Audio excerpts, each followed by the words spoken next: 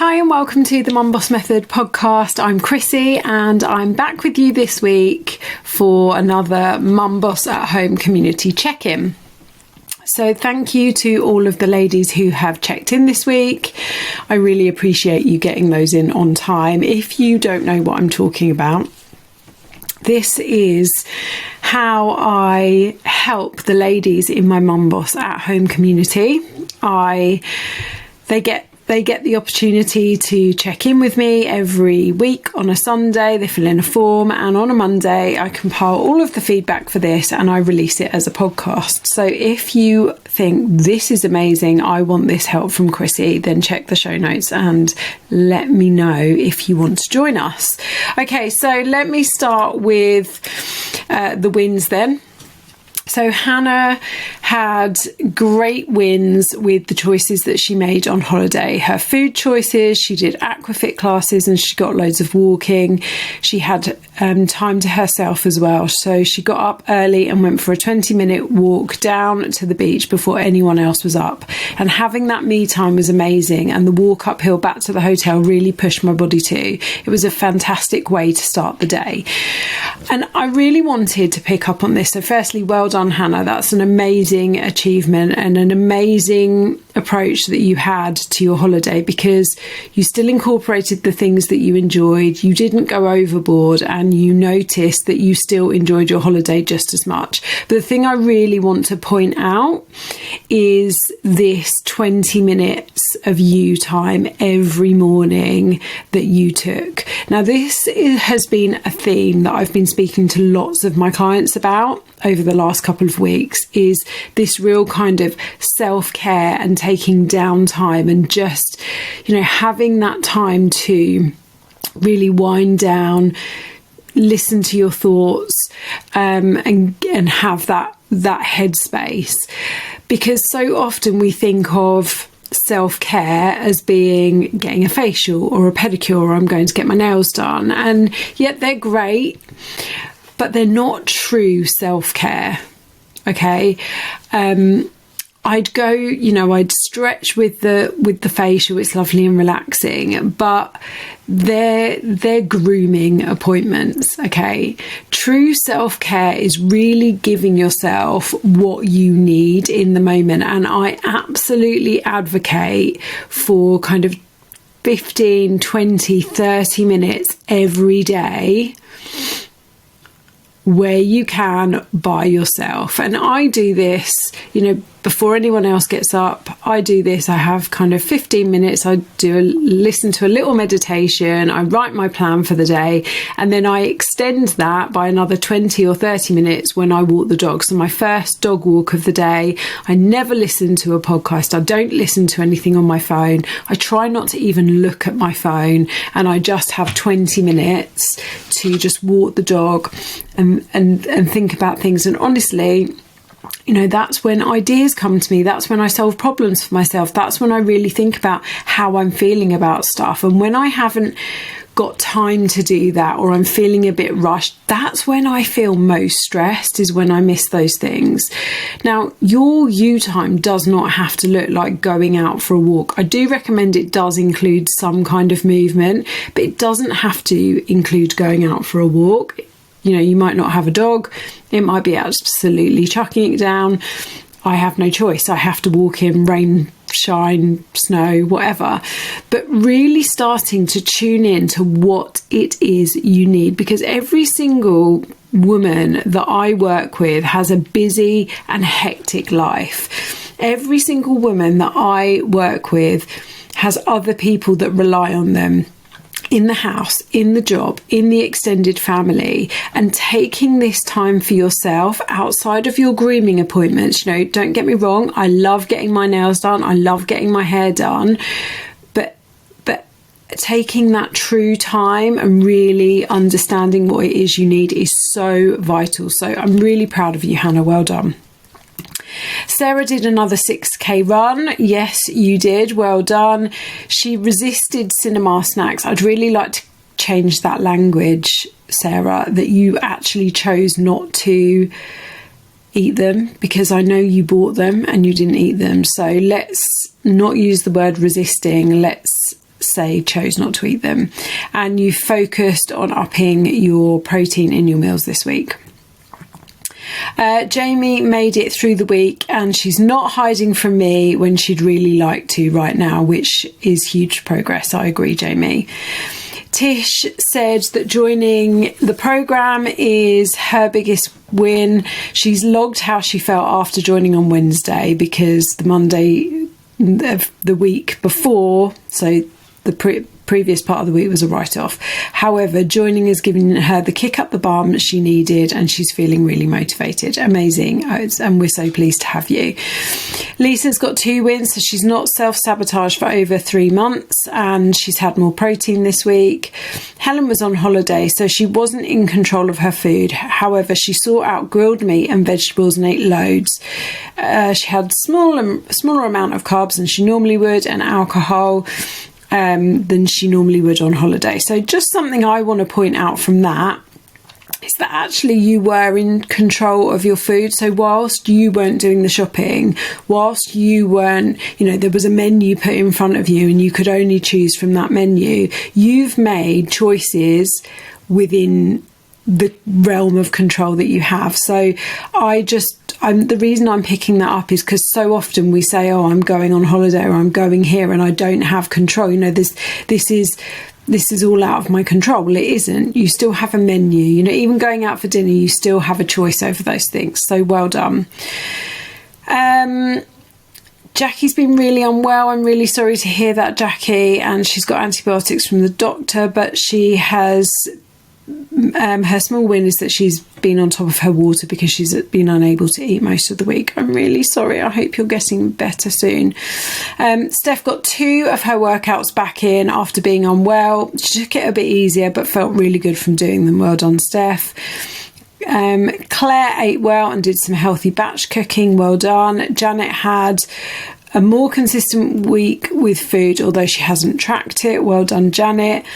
Tracy went swimming despite a shoulder injury, and what she did is she chose to go and use her legs only.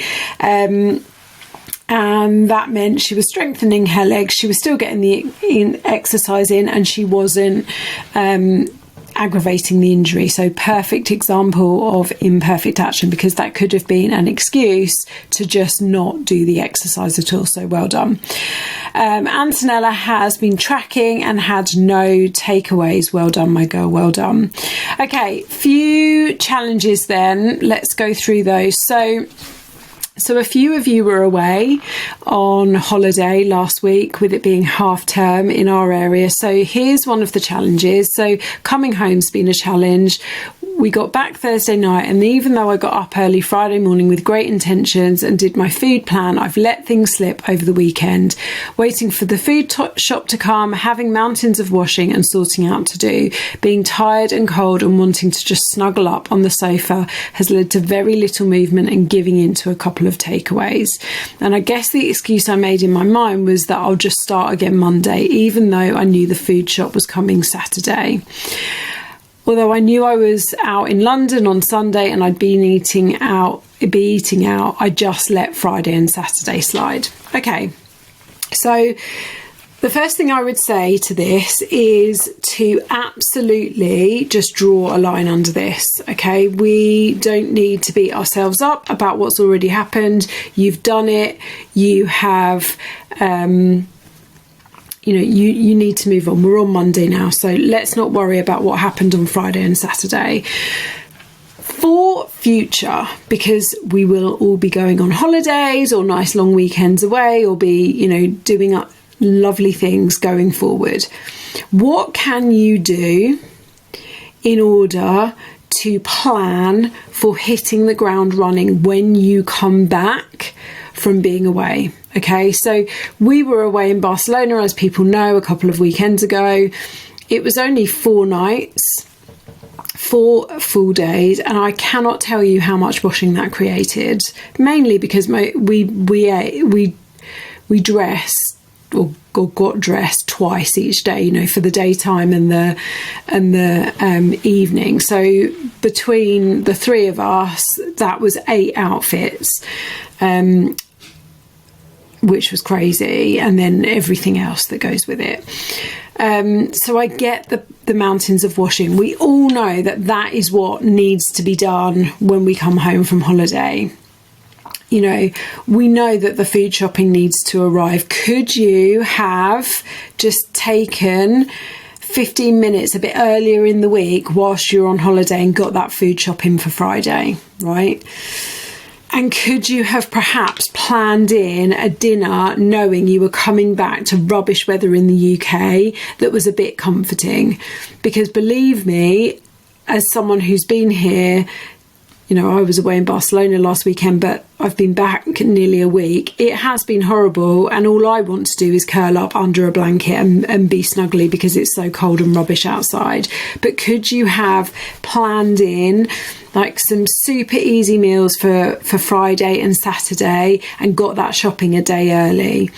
Could you have planned in how you got some movement in across those days? I have no idea whether you went back to work on Friday or not, but this comes down to planning. Maybe not planning too much because it's horrible and overwhelming when you've got loads of washing to do, but we know we have to do it, and we know there's only a certain amount we can be washing and drying at any one time, right? We're not going to get it all done in one day. So what can you do to have planned for that better? You know, there are things that we can put in place that are going to make us feel great after being on holiday and maybe having the holiday blues for being back in a freezing cold and wet, soggy country. So I think this comes down to a bit of planning, and also, you know, a bit of realising, well, I'm going out for a really nice day out on Sunday, so what can I do to be within my 80% for Friday and Saturday, knowing I've just spent a week away? So, yeah, it comes down to planning, but draw a line under it, move on. And this person has also had like a really tough start to Monday and has pulled it back. It's exactly the same. You've pulled it back by lunchtime on Monday. You absolutely can do that when you come back from holiday. Okay, so a couple of you had similar challenges to this. I've been off work this week, so my routine of meal prepping my lunches and snacks has been different, and I've eaten slightly worse with being at home. I've managed to fit in more exercise though with all of my free time, and then because it's been half term, we've got another of these.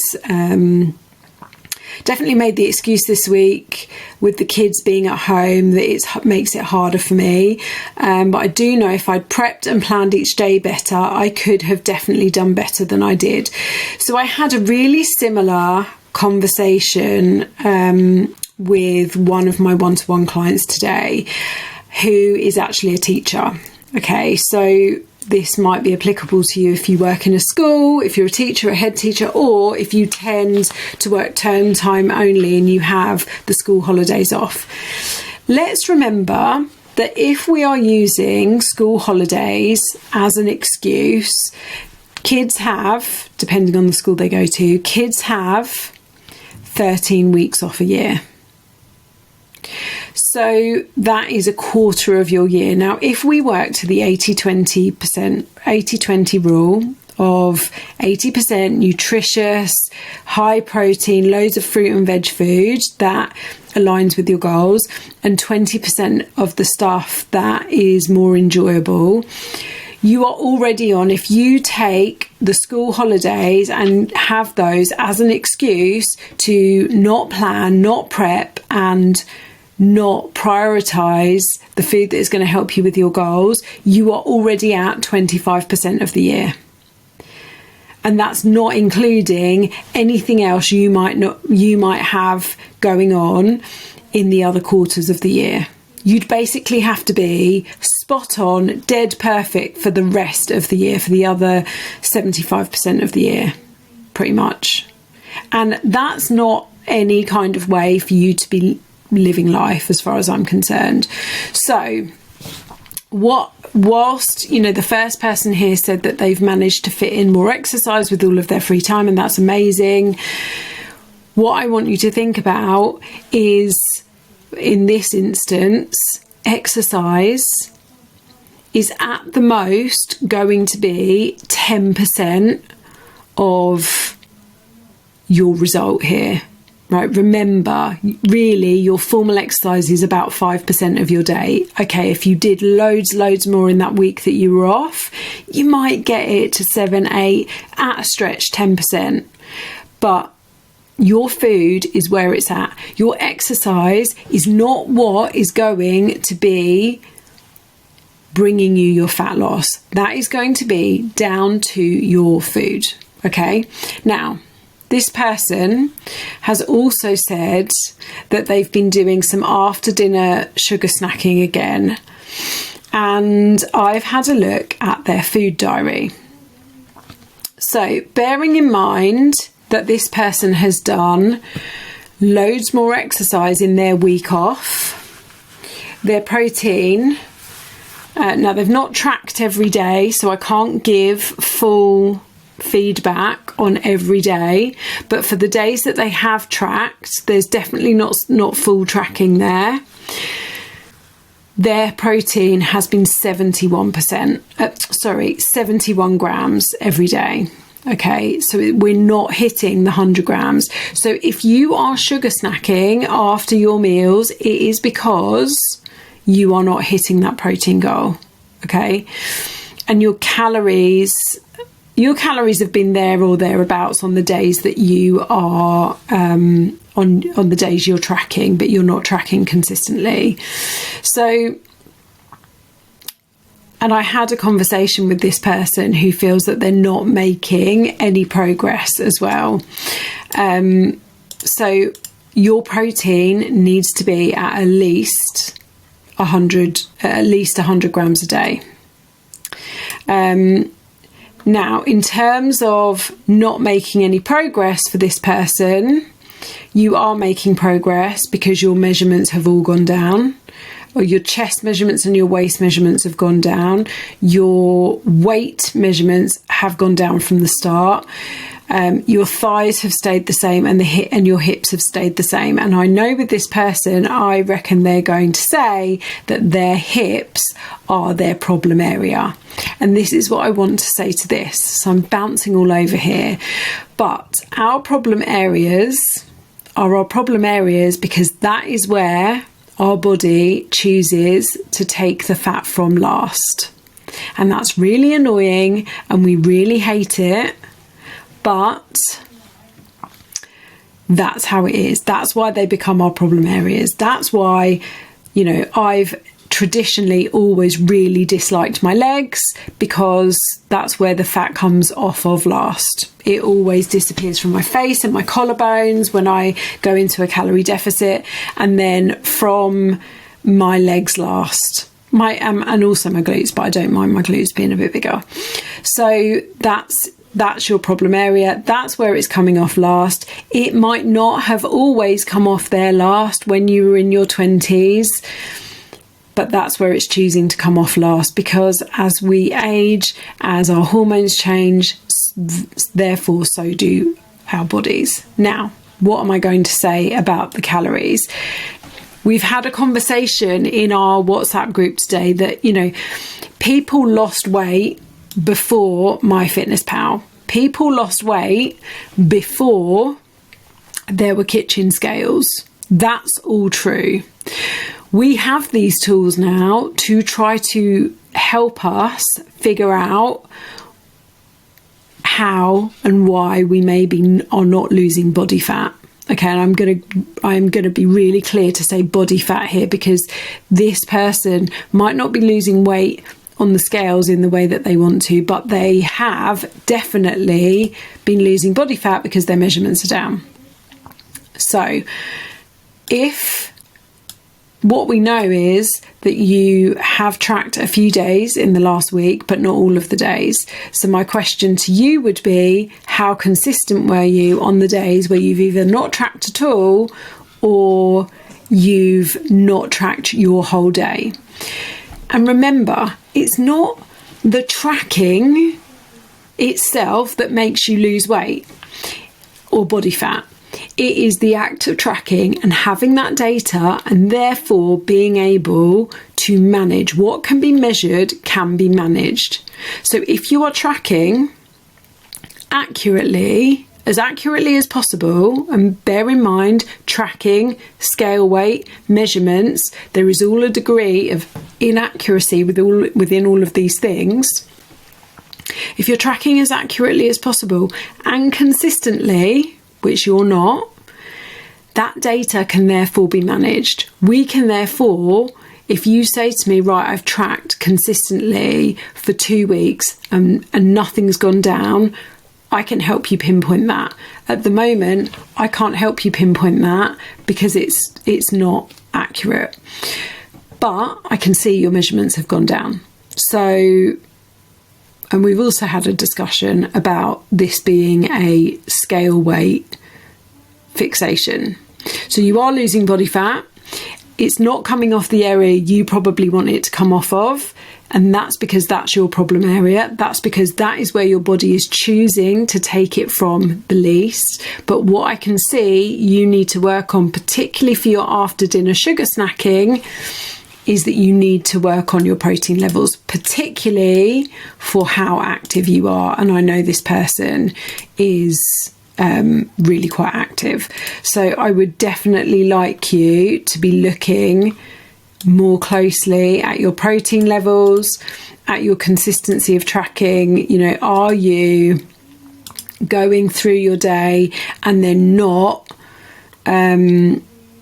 tracking your sweet treats, your after dinner sugar snacking, and just looking through your diary really quickly? I can definitely see that work needs to be done on your protein, which I've already said. Okay, a couple of the days were really strong, but yeah, for sure we need to work on that. Okay, so let's move on. Okay, next person, illness, injury, this hellish half-term week with knackered kids who didn't want to go to camp. Trying to work was a nightmare, so much going on, too much sugar, and I'm really bad at taking painkillers till I feel like death. But I don't think I comfort eat as much if I don't think I would comfort eat as much if I didn't feel so terrible. So actually I should probably take the meds as soon as the body aches or headache kicks in. I'd like to put this week to bed. Okay, so similar to what I've already said previously, half terms, school holidays, there's 13 weeks of them every year. So how can we better plan for them? Injuries are really hard, but yes, if you are in pain and you know that pain will make you comfort eat, do something about that pain. You know, I know a lot of people really don't like taking pain medication, but it's there for a reason. Now this person said, same old broken record, because this person always goes to sugar when they are tired, when they are emotional, when they are in pain now. So how can we start finding some ways of coping with all of these things without constantly going to sugar? Right, I really wanted to pick this one out as a challenge because I love the attitude here. So lack of sleep. However, I'm pretty used to this right now with 2 wee ones. I accept this is just the stage of my life I am at, and it's not forever. I love that. I love that. Okay. Really accepting that this is a moment in time right now. It won't be forever, and something, you know, at one point it will change. You know, if I think back, Charlie didn't sleep properly until he was about 2 or 3, I think, maybe even a bit later. And next week he turns 13. So sleep, because of a small child, isn't a problem for me anymore. I have other challenges, but you know, back then it felt like a massive deal. But what a lovely way to look at it. This is a right now problem, and it's not forever. And when they stop, you know, being awake all night, it's because they're growing up. So I love that. Well done. Okay, this person needs a very firm talking to. I'm not moving my body enough. I feel inspired about running again, but scared to get out and do the first one. I'm scared it's going to hurt and I'll be rubbish at it. I really want to move my body. I feel a bit stuck and I just can't seem to get going. I need a firm talking to. So this person has had this to and from with exercise for a very long time. So here's what I want to say. Not only did you promise yourself a run this weekend, you promised the whole community and you didn't do it. And I would like to remind you of how good you felt when you got one of the workouts done, I think back in January, and how amazing you felt. So I would like to simply ask you, why do you keep making promises to yourself that you break? And actually, this goes for everyone. Why are you making promises to yourself that you break? Because this making promises to yourself that you keep breaking becomes a negative self-fulfilling prophecy. Because you're breaking promises to yourself, so you lose trust in yourself. And rather than thinking, yeah, I could do this, look at what I'm doing, you're thinking, well, I'm not going to do it anyway. I'm not going to succeed. I'm not going to carry it on. I'm not going to be able to stick to it. Okay? So, for this person in particular, I actually would prefer that you started getting some weights workouts in because of your medical history. I would prefer that, and particularly knowing some of the medical stuff that's going on for you right now. Yes, whatever you do is going to hurt the first time you do it after a long time. Yes, you are going to ache. You will only get better at something if you keep doing it. But if you keep putting it off, you will never get better at it. You will never make it a habit. You will never do it consistently. And you need to stop waiting for motivation. You need to stop making excuses and finding excuses. And you need to take the action. So my preference would be for you to get some of the weights workouts in, and be getting your walks in, and then maybe you can start working up to, some running and jogging intermittently. But you could go for all of it and get a weights workout in and a little jog. I just want you to do something, right? I don't want to take away your desire for running, but I'd love for you to be getting some weights workouts in, because for you, these are really important. So, but my biggest takeaway for you is, why do you keep making promises and breaking them to yourself? Because you're breaking your own trust in yourself, right? So do it. Tell us in the WhatsApp group when you're going to do it and when you've done it. Okay, so this is a challenge and a question mixed in. Okay, so the last few days of my holiday, I developed a dodgy stomach. I had an upset stomach, which was very annoying, but also I had to avoid fruit and limit vegetables for fear of making it worse. Stopped drinking alcohol, and it made me quite hungry because I was eating less of the more filling stuff. I'm going to be seeking some oat kefir on Monday morning and see the GP if I need to. And then in their question, they've put, any ideas re the upset stomach? The others were all fine. We use bottled water for brushing our teeth, and since we've been back, I'm still suffering. So it's really hard for me to comment on this because I'm not a medical professional, okay? And I would not want to try to pretend I am or make any comments that could be misconstrued or sound like I'm trying to diagnose you. I do think you need to seek out your GP and seek some medical advice if you're still suffering. The thing with going on holiday is, even if you are using bottled water or you're eating all of the same things, like for example, it only takes one prawn or one mussel, and I have no idea if you ate these things, but seafood in particular, it can be quite bad with. It only takes one thing for your stomach to get upset. You could have a whole plate of prawns and it will just be the one, or a whole bowl of mussels and it will just be the one. It could be anything. It could have been a bug that you've caught and no one else has caught. I, however, have a little bit of a understanding of the history of this person because we've worked together for a while, and know that this has on occasion been an issue for you before, and it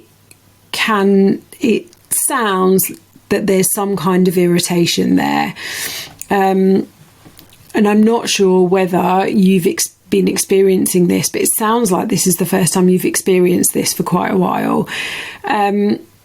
Now, for me, there's something around tracking your food and tracking, are there any patterns for when you get this? So, for example, someone in my life, I won't mention it on the podcast, who it is on the podcast, but someone in my life, coffee, they love coffee, but they drink it, they get a distended stomach and they need to go to the toilet, and it's really upsetting for them because they really, really enjoy a cup of coffee, even a good quality coffee, and sometimes a good quality coffee is what does this for them. Me, myself, I was diagnosed with IBS at the age of 15. IBS is a really misleading kind of diagnosis because it's not really one issue. It's a way of describing the fact that your digestive system can get triggered by various foods or stress or emotion and things like that, and that can present in different ways to different people. Some people get diarrhea, some people get constipation, some people get bloating. So me, myself, I don't get diarrhea with IBS. I get bloating, I get windy, my stomach gets really sore and really swollen, and I get constipated. And I know through years and years of eliminating and working out what does that for me. It's things like beans, lentils, sometimes coffee for me as well. So for example, today went and had lovely baby cuddles with my friend Ange and her new baby. We had beans on toast because I knew it was super easy. I could make that for her in her house and we could eat that. I love beans on toast, but I knew as soon as I'd eaten them that I could feel my stomach swelling a little bit. Now, it was fine. I didn't sit still and just get in loads of pain. I moved around and gave my tummy a bit of a rub. It wasn't really bad, but something like kidney beans in a chilli, and I love a chilli, I have to really, really pick my moments for eating those. Lentils, if I eat too many lentils, I'm exactly the same, and that's taken years and years of working out. Tofu, I was vegan for 6 years and I ate tofu every day, and it wasn't until I stopped eating tofu every day that I realised how badly it affected my stomach. It made me really gassy, really not pleasant either, really distended stomach, and constantly feeling like my stomach was sore and crampy. But it took a while to work that out. It took for me to stop eating it. So really, I don't want to take the place of a GP. I bet if you do go to a GP, they'll say it's IBS, but maybe you need to push for something with that. But keeping a food diary and keeping a log of when these things are worse. It's interesting that you find vegetables and fruit are the things you have to avoid when you feel like that. But this is why IBS is so difficult to manage, because it's so many symptoms grouped together under one umbrella and it's different for everyone. So I'd really, really, I don't really want to say much more than that because I'm not a doctor. And then you struggled with sleep while you were away, but it's been better since you got home. Sleep being difficult when you were away, again, could be down to what you were eating, slight time difference, slightly different routine. Alcohol affects some people's sleep. It definitely affects my sleep.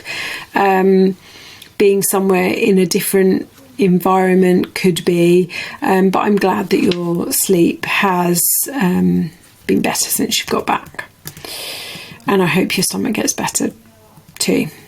Right, what else have we got? Okay, next one. Not going to bed early enough as getting bogged down by work emails. Need better time management.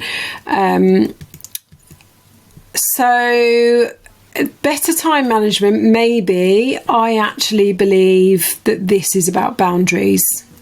It's really, really easy to, and I find myself doing this myself.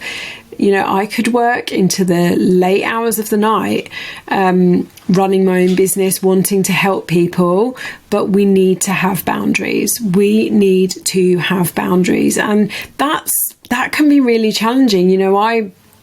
I often maybe see messages from my clients pinging up at 9:30 at night, and my temptation is to answer them. But I need to have boundaries. I need to switch off. I need to have downtime because it affects my sleep. And I know this person struggles with their sleep. So it could be time management during the day, which is meaning you're not getting to everything that you should be able to get to. But there's also being better with boundaries there as well. So picking a time you are absolutely going to switch off and not look at any more work emails. If you've got a work phone, turn it off. I don't have a work phone, but I have an app that blocks out my my WhatsApp and things after a certain amount of time. Okay, so 2 meals out, although I choose well. No excuses this week, feeling positive. That's great. Well done. Stress at work. So this is similar to the last one. Stress at work meant I had 2 late nights. I simply couldn't fall asleep. Probably also worrying about my mum, if I'm honest. I'm a real worrier and it's one of my biggest struggles in life. I hear you. I'm exactly the same. If I'm struggling at work, I put things off and leave them till the last minute, which then leads to late nights. I need to face my struggles head on and not worry that if I ask for help, it makes me look incapable. Only been in a job a year and it's a real struggle. What are your tips on managing stress late in the evening? If I was to exercise, it would be ramped up and my sleep would be even worse. How do you shut your mind off? So I'm going to be really honest. This is something that I still struggle with. And since I've been on HRT, particularly testosterone, I'm falling asleep much easier. My issue is if I wake up before my alarm, maybe needing the loo, I then really struggle to switch my mind off. And I'm thinking about things I need to do. What has helped, and this happens less for me now, are journaling. And don't forget, I have 2 Mum Boss journals that you can purchase, the Mum Boss Self-Care Journal and the Mum Boss Menopause Journal. So journaling every day to organise my thoughts, to write down what I'm worrying about and all of those things. Meditating every day. And believe me, I used to be one of those people that told myself I could not meditate. It just didn't work for me. I don't do 15 minutes. I do about 7 minutes where I just listen to a guided meditation, and it really helps me to calm down. And having a really strong wind down routine in the evening, in the late afternoon. So making sure that I don't look at my devices after a certain amount of time, that I'm doing something that is really calming me down. For me, that tends to be reading rather than TV. So having that real, self-care. Now, I know this person in particular was saying to me earlier in the year, can my me time be my exercise time? And absolutely it can. But I think now is the time to start trying to add in 10 or 15 minutes of real wind down self-care time. Maybe doing some prompted journaling, which is what my 2 journals do, is they give you prompts.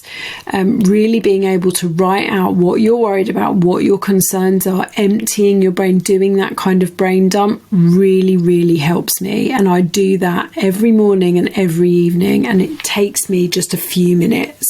So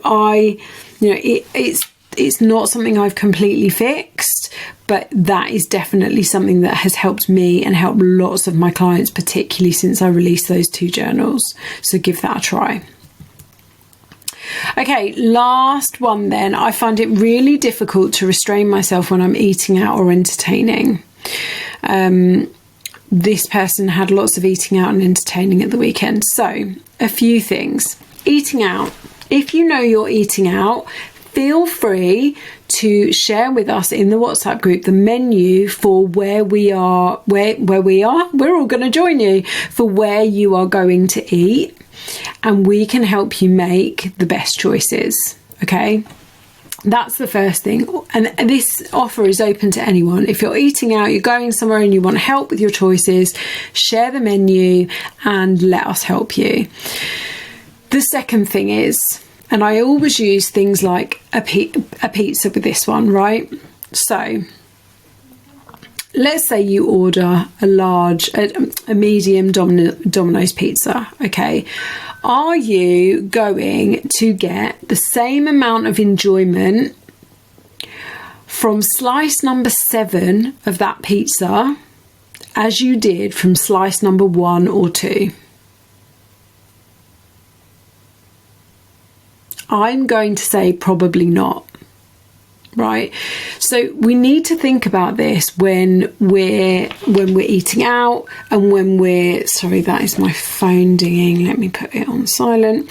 When we're eating out or when we've got people coming round to our house. Okay, so first thing is go in with a plan. So if you're going out for dinner, look at the menu ahead of time and make your choices or give yourself a few choices ahead of that time. So I went out for lunch for my mother-in-law's birthday on Saturday. I'll be honest, the restaurant didn't have a great selection for me. Everything that I would have eaten was wrapped in bacon, and I don't eat bacon. And there were no extra vegetables. You couldn't order vegetables or salad as a side. It wasn't a great selection for me. So I decided ahead of time I was not having a dessert. I wasn't going to have a starter, and I picked the sea bass because it came with the most vegetables, and I was going to have a glass of Prosecco. So I went in and I chose my 2 from 4. So whereas I might have previously had a starter, a main, a pudding and a glass of wine or Prosecco, I just had my glass of Prosecco and my main, right? So we go in with a plan. We go in with a plan and we remember why we've got that plan. Okay, and then we start to think about if we see other people are ordering starters and we hadn't planned to have our starters. Okay, well, why, is the food I've chosen enough? Because we want to choose the things with the highest amount of protein and the highest amount of veg. And this comes down to parenting ourselves, because having a glass of Prosecco in my main is going to keep me eating in line with my goals. Now, I couldn't track those foods completely accurately, but I had a rough idea of where they were, right? It wasn't a pub that had a menu that I could have scanned in or anything, but it's going to roughly keep me in line with my goals. Yet if I'd had a starter and a pudding, I wouldn't have been in line with my goals. And what's more important to me at that time? Eating a starter, a main, a pudding and drinking a glass of Prosecco, or my goals? My goals. Why am I there? To celebrate my mother-in-law's birthday. Does it matter to my enjoyment of that day and my stepmother's and my mother-in-law's enjoyment of that day whether I have just 2 of the 4 or 4 of the 4? No, it doesn't. And actually, I think if I'd eaten more than I chose to and drunk more than I chose to, I would have felt really uncomfortably full, and I probably would have needed a nap, right? So we need to remember that there are things that move us closer to our goal, and there are things that move us away from our goal. So, there's 1 or 2 slices of pizza, great, fine, within our goals. By the 7th slice of pizza, you're moving away from your goals. And are you enjoying that 7th slice as much as slice 1 or 2? Probably not. Okay. Now, when you're entertaining at home, you are in even more control than what you are if you're eating out. Now, I'm going to imagine that, or assume, and you can correct me if I'm wrong, that a lot of the entertaining at home, the difficulty is the drinking, okay, rather than if you're drinking. But it could be, for a lot of people, the difficulty is the drinking. Or it could be that you're a really great cook and you just love to show off like these, and I mean that in a really positive way, by the way, showing it off. You love to show off these really great skills. And when people come to us, we really want them to have a nice time. A lot of us show our love and our care for other people through entertaining, through food, through drink, and that's fine. But you're in control of what you're serving if you're entertaining in your house, right? You are absolutely in control. So when it comes to alcohol, whether we're in or outside of the house, can we go for single spirit measures and diet mixes? Can we go for something like Prosecco or champagne over wine? Or can we, if we're having wine or beer, can we have 1 drink and 1 water? Can we, rather than take away, I always think, for me, it's either, a massive roast dinner that I like to cook people, or a big indulgent lasagna. Okay, that's fine. But what can I do to both of those to make them super, make them more in line with my goals? So yeah, I'll add loads of like veggies to the lasagna. I'll make sure there's loads of veggies on the side of the roast.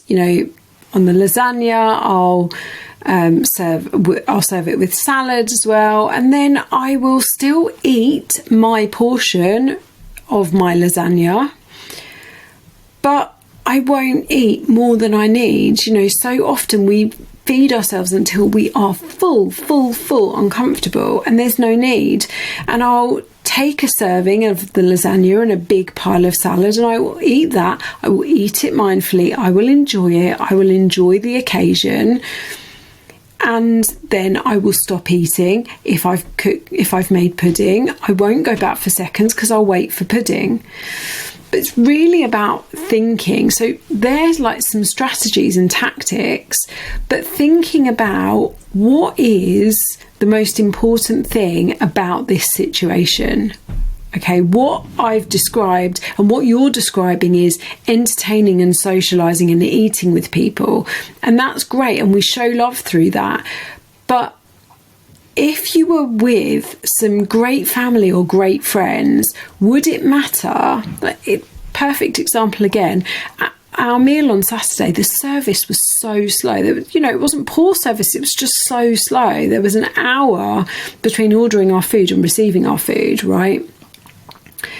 Did that ruin the meal for us? No, because the food was still okay, but actually it was more about the environment. It was more about who we were with. It was more about sharing that meal together and celebrating my mother-in-law's birthday. So what's the goal of that situation? What's the goal of that occasion? Is it to eat until you are full and uncomfortable and you can barely move and you feel sick? Is it to drink until you get, not that I'm accusing you of doing this, but completely wasted and you feel rotten the next day? Or is it to have a nice time with your friends, share some nice food and have an enjoyable evening? And to me, an enjoyable evening is not eating until I get so full I feel like I need to undo my trousers. So, use some of those tactics, but also, that's the dog, but also think about the goal and the objective of the evening. Okay, I just wrongly said that was the last question, and it wasn't. Some were hiding, so I'm adding this to the end of the podcast. Okay, I have been reading a gut health book and added live yogurt to my food shop. However, it has half the protein per 100 grams than the yogurt I was having previously, which has really contributed towards my protein goals. I'd love to hear your thoughts on prebiotics and how to balance that with high protein. Any recommendations for prebiotics if I stick to the high protein yogurt? Okay, firstly, I just want to kind of ask you, what's your goal here? So, have you been having gut issues? Because I spoke a few questions ago about someone who has been having gut issues, okay? And that person might be a candidate for using pre or probiotics. But if you're not having gut issues and digestive health issues, is it just because you are reading a gut health book that is kind of influencing you to think, I think I need, I had something in my mouth for those of you listening rather than watching. I think I had a hair in my mouth. So if it's just because you're reading a gut health book and you think, I should probably be doing that, but you don't have gut health issues, then I would be really careful with, what you're then starting to change with your diet. The thing to say about this is, I think gut health is hugely under-researched. There is so much we don't understand about our gut. But with the kind of inclusion of things like the Zoe study, which, they say that they'll test your poo and tell you about your gut microbiome, which, let's think about it, once you've been for the toilet, that's actually not your gut microbiome. That's what your gut has expelled out. And then by the time that reaches a lab and gets tested, it's 48 hours at least later. So are we really testing for what's in our gut microbiome? No, we're testing for what's been expelled and that has then culturized for 48 hours at least, right? It's really difficult to really know what's going on in the gut microbiome. I am absolutely sure that, we don't know enough about it, and I believe we should be looking after our gut health. But if you are eating a well-balanced, well-planned, well-thought-through diet, you will be getting what you need in that diet, okay? There may be a need for you to supplement with pre or probiotics if you have been taking antibiotics or you've been ill. But generally, on the whole, there is no need. Now, you can still get live cultured food products. You can get that live bacteria into your diet without replacing your high protein yogurt, because I know how much of an effect that high protein yogurt has had for you. So you can get, things like kefir, you can get yogurt drinks, like things like Actimel. I don't know how, I'm not going to pretend to be an expert on this. I'm not. But you can also get it from fermented foods. So things like kimchi, sauerkraut. You can also get it from miso, from, I think, tempeh is also a fermented food. You can get fermented drinks. You can get it from, it's gone from my head. Kombucha is a fermented drink that will contain live cultures in it, and the calories on that will be much less lower to drink than including that yogurt. So I guess my summary of this is, what's your goal?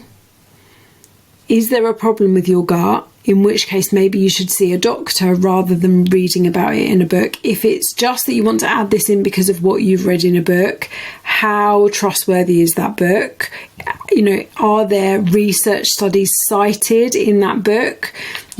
After you asked this question, I went through and looked at some scientific research studies. There's really not a huge amount of real solid data in that out there just yet. There's so much we don't know. Are there other ways you can be getting that into your diet rather than replacing your high protein yogurt? That would be my thought. As someone who has struggled with their gut for a long time, which came from the fact that I abused laxatives when I was a teenager and in my early 20s in a bid to lose weight, I actually find that fermented foods really actually upset my digestive system, and so I love kimchi, I love sauerkraut, I love kombucha, but I don't have them very often because they give me the IBS symptoms I was talking to you about earlier. They make me really gassy. And to me, that tells me I don't need that in my diet. I have the odd kombucha sometimes because I enjoy it. I have some sauerkraut or kimchi on a salad occasionally because I enjoy it. I don't need to include it every day because it has the opposite effect of what I need it to do. And for me, that tells me I don't need it in my diet. Anything that makes me windy, I don't need a lot of. So be really careful with what you're reading and what you're trusting. I am going to say again, this is not an area I am fully an expert in. I'm not even slightly an expert in, but I don't think there are many people that are, because there's just so much we don't know about what's going on. I hope that helps. And then I love Pepsi Max. Since drinking lots of water, I don't crave it as much as I'm often too full. However, what are your thoughts on having one a day? I know there are mixed feelings out there amongst coaches. What's your honest opinion? So 2 questions here. So I think one Pepsi Max a day is absolutely fine. I will occasionally have a fizzy drink. I don't have them a lot because more information that you don't need about me, I can't burp, so it really doesn't do me any good. But yeah, one a day is really fine. It's honestly fine. And actually, one fizzy drink a day, diet fizzy drink a day, can really help curb sweet cravings. So yeah, it's fine. Also, just be careful though with any fizzy drinks that you're drinking, the caffeine content in those. So I once worked with someone who was drinking Diet Coke and wondering why she couldn't sleep, and it was because of the amount of caffeine. And in my last podcast I said I had 40 grams of protein for breakfast every day. What is it you have? I'll share a picture of this in the WhatsApp group, but I have berries, I have oats, I have Greek yogurt, I have a little sprinkling of granola, some peanut butter, and sometimes I add protein powder to that. Have I missed any more? No, it was just that one I missed. I'm really sorry about that. Okay, right. Have a great week, everyone. I'll speak to you soon. Bye.